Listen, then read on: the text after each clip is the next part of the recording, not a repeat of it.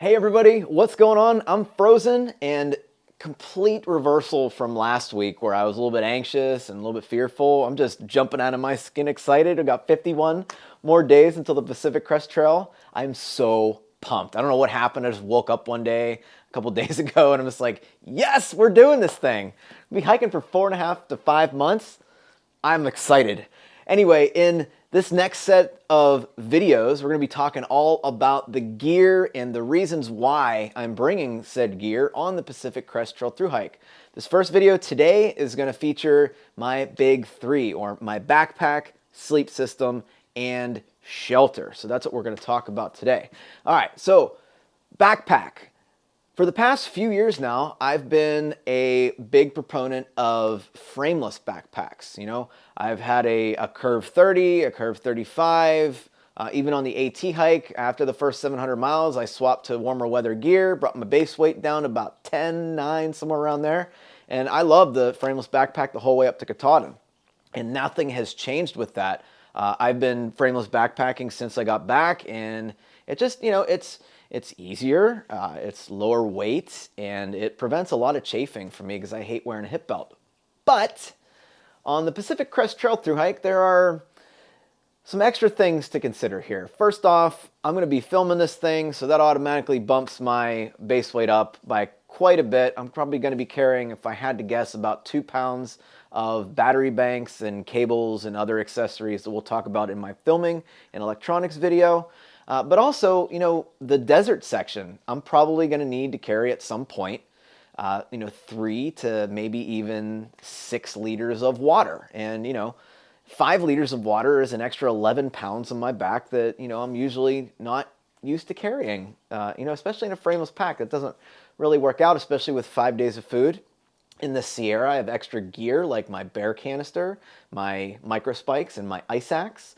So on this hike, I actually went with a full frame pack, and that is going to be a Light AF Curve 40 liter. Now this pack has a hip belt. It has 2 aluminum stays inside the pack. They're removable, but I'll probably keep them in for the whole hike. They don't add that much weight.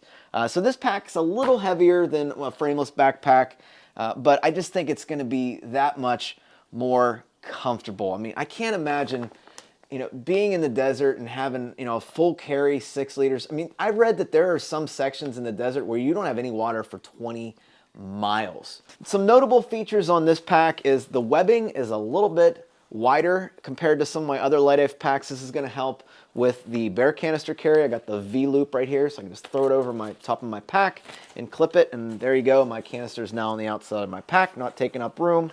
I got the shoulder strap pockets, which I use for my phone or snacks or whatever else I want to use, paper maps, etc., etc.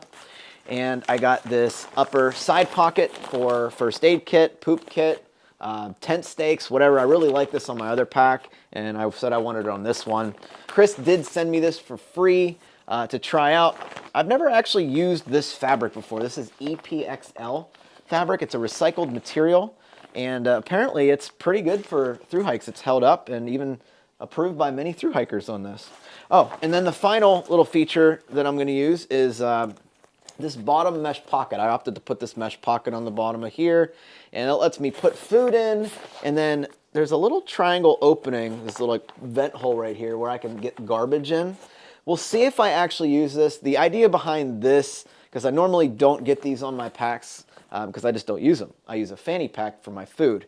But I want to try, because I have the hip belt, I don't want to double up a hip belt and a fanny pack.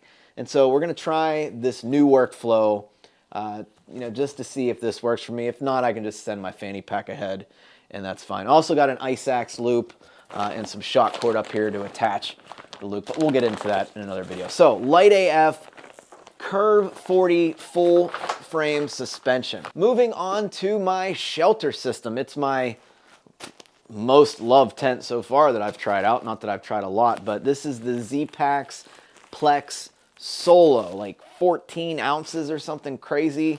I upgraded the doors to magnetic toggles, which has been pretty darn nice compared to the normal toggles it shipped with. And I like this tent because it's like a 1.3 person tent, meaning I can drag my backpack in there, I can fit my wide sleeping pad, which we'll get to in just a second here, and still have room for like charging electronics or whatever I need to stretching out. That's just perfect. And I opt for a 1-person tent over a 2-person tent like the Z-Packs Duplex, which is really popular because of the smaller footprint. I can fit in smaller spaces easier than say a duplex or an X-Mid 2 or whatever. So Z-Packs Plex Solo. Absolutely love this thing. I'm looking forward to this being my home for 4 to 5 months. Hey Frozen, you dummy, you forgot 3 items, so let's go back and do part of this video again. I had it filmed last week and I ended up forgetting these items, but I figured I'd throw them in just for completion. All right, so pack liner. I am using a pack liner on this hike. It's a Nyloflume pack liner. I've had a problem with these bags in the past in the Great Smoky Mountains on my AT through hike, but I'm going to give them another solid chance, another solid try. I've heard nothing but great things about this, and these have been working out, again, really well on my backpacking trips. But we're going to see how they hold up through a long through hike again, just so I can give you a yay or a nay on through hike. On the AT, I use a trash compactor bag, but, Nyloflume, it should hold up right. I think I just got maybe a defective pack liner. The next item I forgot was, even though the Plex Solo probably doesn't need a ground sheet, I'm still going to use one just in case. I don't know, there's cacti out there, there's sharp rocks, there's mud in certain places, I'm sure. I don't know. I'm going to use it. If I decide not to use it, I'll give it to someone or ship it back or throw it out or whatever I need to do. And this is just a thin polycro ground sheet. Finally, for my tent, it requires 6 tent stakes. And I'll tell you what, I'm still loving the MSR groundhogs. Have never had a single issue with these, except sometimes, they just get too old and the cord rips out because you've stuck them into the ground too well. And then a Light AF custom-made stake bag, the same one that I used on the AT. Anyway, Frozen, back to you. Sleeping pad is a wide Nemo tensor, and I chose the wide version of this pad because, well, I toss around like a rotisserie chicken. I've said it many times before, and I always fall off of the standard size pads. So while I'm losing some, weight here, or I guess gaining some weight, losing some weight savings, I should say, this pad is actually really, really nice for me, and I can side sleep and curl up and pull my legs in, and I don't have any problems with staying on this pad. And it's a great pad. This is the insulated Nemo Tensor Wide, and it's in a regular size. So I figure the Nemo Tensor uninsulated pad took me down to about 30. I figure I should get to at least 20 on that pad, no problems. It's been down to probably about 35 by itself. But we'll see. It's a real comfortable pad. I got a review on that one and the Plex Solo, which I'll link in this video. Next up is this incredibly large pillow. Let's blow it up real quick. Look how big this pillow is, right? This is the same pillow model that I used on the Appalachian Trail through hike, but it's the large version. It's the Sea to Summit Aeros Ultralight. And I went with the large version because when I go to ground in my tent or under a tarp perhaps, this actually is just a little bit higher. It's like maybe an inch or so higher than the regular sized. And this cradles my neck perfectly whenever I side sleep. With the other pillows and many, many other pillows that I've actually tried, I feel like my neck is just always turned down, just kind of cockeyed and wonky, and it just doesn't feel good in the morning. I always have a stiff neck, but this one, you put a buff over top of this, use it as a pillowcase, and it's real, the texture is nice. I can put my arm under it, a little bit of air out of this, and my neck stays perfectly in line, and it has great neck support for being a blow-up pillow. So this is working out great. Can't wait to keep using this. No problems with the Sea to Summits. They've been absolutely wonderful. All right, and let's see, finally, we got my insulation, and this is a Hammock Gear burrow. Now, I've used this same quilts. This is a top quilt. I've used this quilt on the Appalachian Trail thru hike for the first 700 or so miles before swapping to a 40-degree version of this. More than likely, based on the weather I've seen the previous years, I'm probably going to keep this all the way to the Canadian border, but sometime around Oregon or maybe, the end of July, mid-July, somewhere around there, I have the option to send this back and ship myself the same exact thing, but in a 40-degree.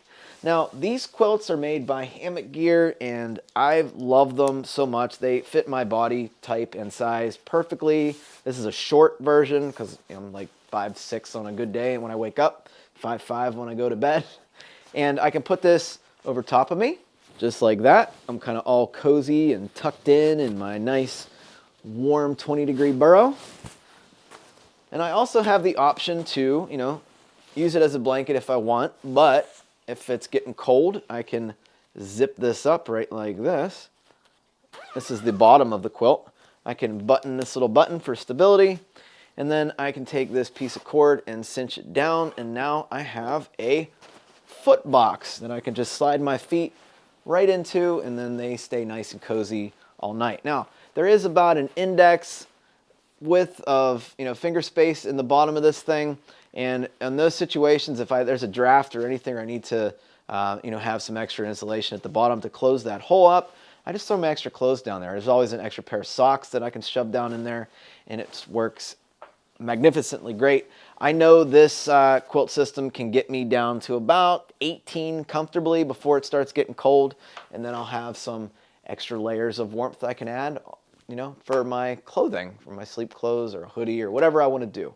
That was my big 3. So if you have any questions about the items you've seen, or you want to, kind of shoot something my way, whatever, leave a message down in the comments box below. I love talking gear, so if you have any questions, seriously, just let me know. I'll be sure to get back to you. And as always, thank you so much for watching, and I'll see you on the trail. 51 more days. Can't wait. See you guys.